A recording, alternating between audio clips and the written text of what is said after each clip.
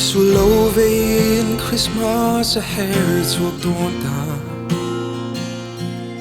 giờ lệnh dòng tên him dài vô in tua lần lệ cái dòng đi run lên ai hiền in cả tham ra lệ chín Christmas lúc hẹn hiền nắng ngày á run lệ chín lúc dài cả đêm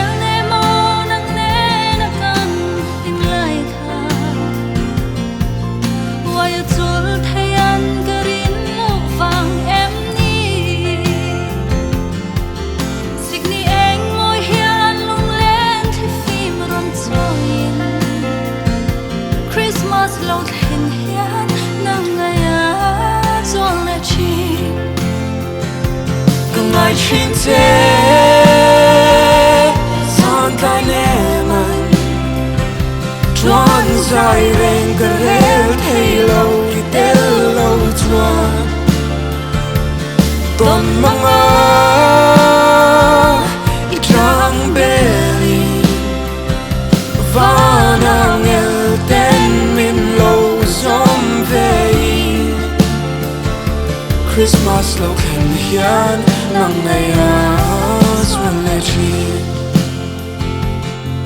gian thì phim linh hiền lúc ấy nó sống thêm kiên xe cho tin nắng đen tim tên lên đùn lệ ri môi lên về cả rai run giam hiền min xem mi Christmas lâu thêm hiền nắng ngày á xuân lệ chi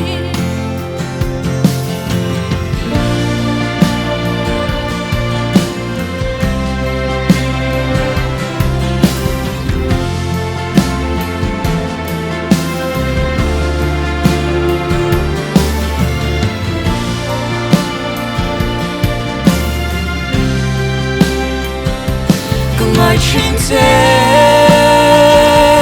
san tai nè man